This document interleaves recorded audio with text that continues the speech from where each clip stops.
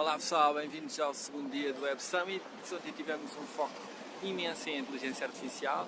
Hoje vamos acompanhar algumas questões relacionadas com automóveis, marketing e criação de conteúdo. Bora lá!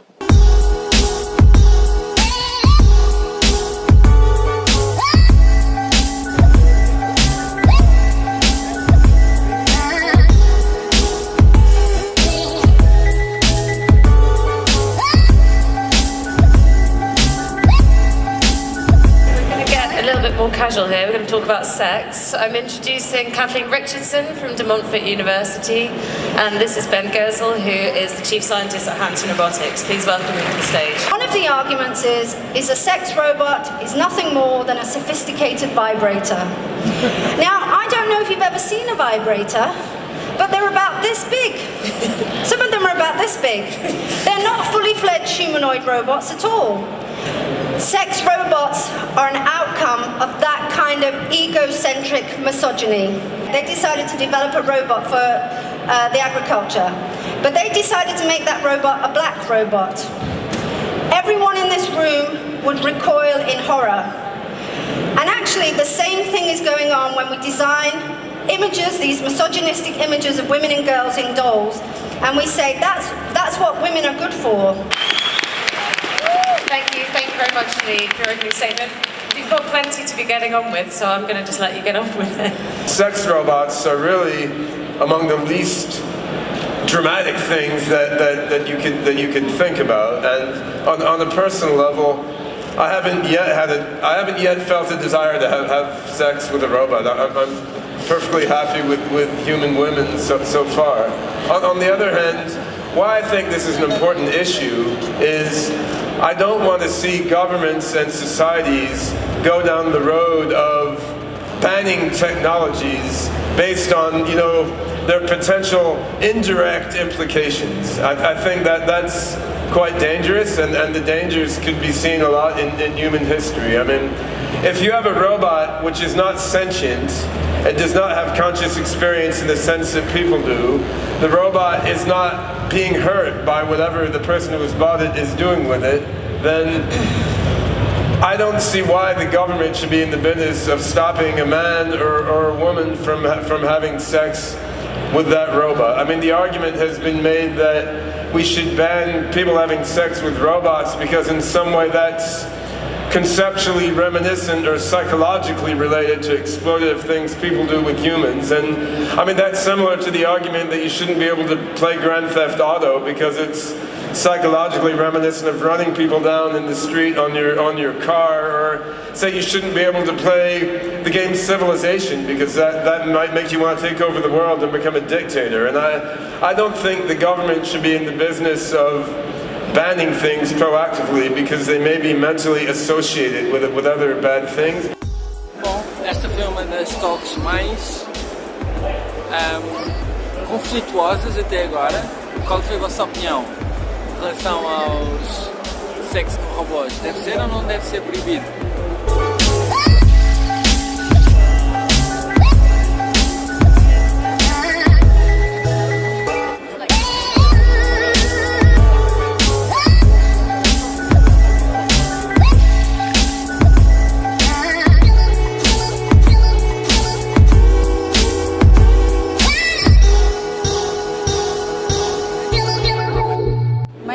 And the RISE is helping physicians to deliver safer and faster radiation therapies. Like Lego? Efficiently conducting building blocks. This is bricks, so the future of building blocks. Alright. Sensors, proximity, sound, and light. Nice. The future today. GetBrickso.com. Blockchain, another blockchain, a lot of blockchains here. Spend a minute on your product itself for those who don't know and what it was like to try to build one. Sure, so me and my 150 propeller head friends have spent the last 4 years in Manhattan trying to build this intelligent agent that can schedule meetings. meaning that you shoot me an email saying, hey Dennis, I'm going to be in Manhattan in late November, you got time to meet up. I can reply back in my email client and say, yeah, I'll be up for a dialogue. I have CC'd in Amy@x.ai, and she can help put something on my calendar. She will now remove me from the conversation, reach out to one or more participants, and have these very human-like negotiations, really, and drive them towards conclusion, and upon conclusion, send out an invite. And it's not that you haven't heard that story before, as in, you heard that story the last half century. You can buy what's called a human to do that particular chore. We would just like to kind of democratize that so it's not a luxury anymore. Interesting problem. Dennis, thank you so much for your time. This was fun. Cheers.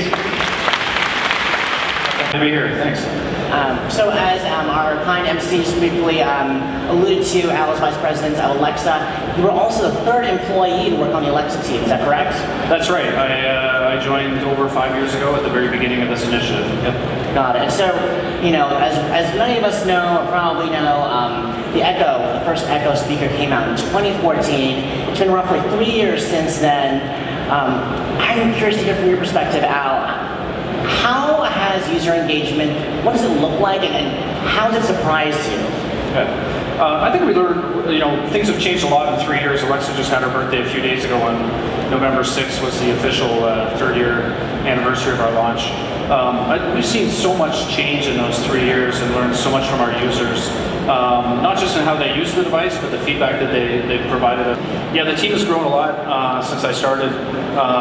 We have 5,000 people dedicated to Alexa now across all of the functions, from building the hardware, building the embedded software, doing the research and the science on speech recognition, natural language understanding, text-to-speech, and of course the business team that takes it to our partners who develop skills for Alexa or integrating Alexa via the Alexa voice service into their devices.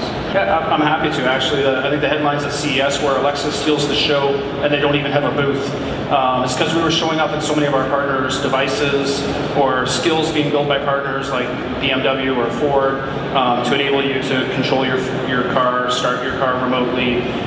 So there's a lot going on in that space. We now have, so the Alexa Skills Kit, which allows third-party developers to write new capabilities for Alexa, launched a little over 2 years ago. So we had 0 skills a little over 2 years ago. We've now crossed 25,000 skills. So lots of capabilities that never would have come to bear if you were waiting for us to build them at Amazon. I think that's a testament to the power of releasing public APIs. Well, Al Lindsay, Vice President of Alexa, thank you so much for your time and your insight this afternoon. Very much appreciate it. Thank you all.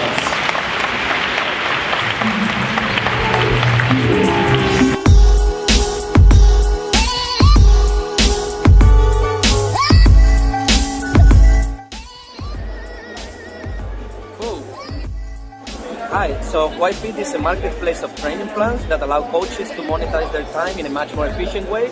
Coaches create plans using their own voice and triggers based on heart rate, speed, distance, and so on.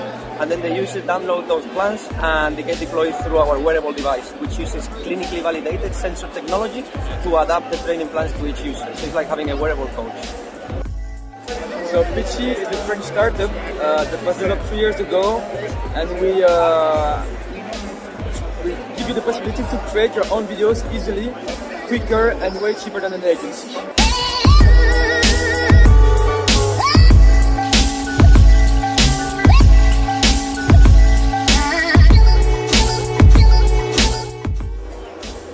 Mais blockchain, outra com blockchain. Este ano o prémio saiu para o blockchain. Blockchain, blockchain, blockchain. So, ladies and gentlemen, we're about to tackle e-commerce and the way e-commerce is actually eating the retail part of the world. But first, it's going to be a way also to introduce yourselves, but I would like to have your perspective on one very single definition.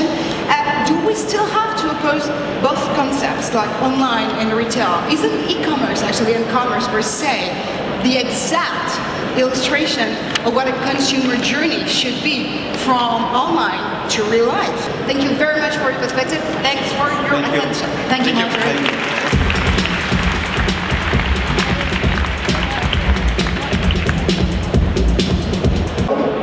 Sanju and Brandon Hill. Let's put our hands together for them. Hey, hello everyone. It's great to have you guys this afternoon. My name is Brandon. I run a San Francisco-based design company, provides UX design, service design, and branding. Last few months, we had an opportunity to work for a few auto manufacturers, and I had a chance to go to their headquarters last month. And the first thing they did was they took my cell phone away, put it in a locker, so that I cannot take any photos to steal their IPs. And take Tesla for example. They're not an auto manufacturing company anymore. They're more software company, and they're like a startup. And today we have a couple guest speakers working for traditional automotive manufacturers, Honda and Yamaha, Nick Sugimoto and Hiro Saijo. And they can offer you a discount of your car insurance premium. So we're in that business, and we are offering more and more services to our customers. Why don't you agree? No, at this point. Time is up, so thank you so much, guys. Thank you.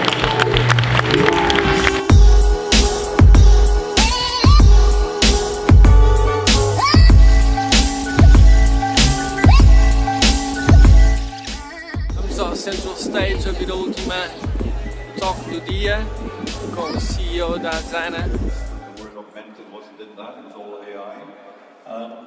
For me, I'm seeing a race for what I believe is the next fundamental space, augmented space. The space where digital overlays our real world and combines to enhance our experience through constant access. Keep like that. Great, that's going straight on Instagram. Standing ovation at WebSummit. Sit down. Alright, I'm going to need an audience member. The people watching you right now. Let's make it feel awesome. We are...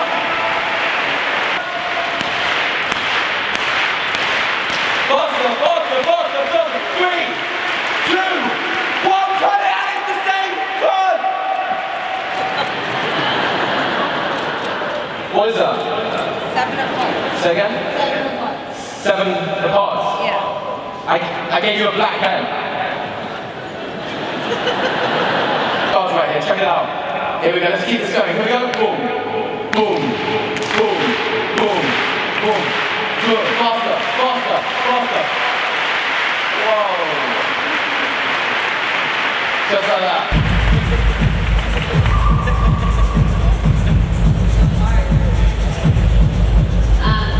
In case you guys get confused, Vladimir, Dustin, not the same. You know you're wearing similar colors. What a cool combination. We can put that out there. I want to start by talking to you. I was trying to think of how do I put these two people together. On the same couch. On the same couch. And I was thinking about two opposites. Exactly. Lightweight and heavyweight. Yeah. Okay. He retired, but he's actually going to start boxing. You guys, you gonna box? With Mike and the Dr. Mike. What I came down to is that you were both on a rocket ship, and you both decided to leave. And I think that's really very interesting. This idea that Dustin, you left Facebook when it seemed like it was, I mean, and it still is going like this, and you just retired when arguably you are at the top of your game. So. The genesis of Asana is actually that I was a head of engineering at Facebook, and I was faced with the problems of collaboration, and just really needed to figure out how to understand what was going on in my teams, trying to keep everyone on the same page. And I actually ended up building an internal tool there to help them track their work. And so the last 6 months that I was at Facebook, I ended up focusing on school full time because I was able to see how much impact it was having on the organization. So a lot of what caused me to leave Facebook was really this desire, this understanding that this problem I'm solving is universal, and this desire to bring the solutions to the rest of the world. Now, that said, it was still an incredibly tough decision. As you were saying, Facebook was still growing really quickly.